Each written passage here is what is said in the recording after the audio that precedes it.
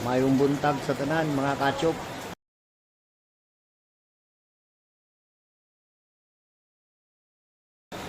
So padulong na ko sa akong trabaho ano.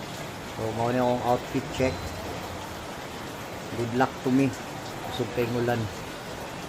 Basa na po kay tani karon. Niabot So, so, relax ang lang mo upaw. diya. Tanawa kong Sa outfit, opisina, outfit check grabe sa ka basta. Outfit check, wala na. Wala na piso.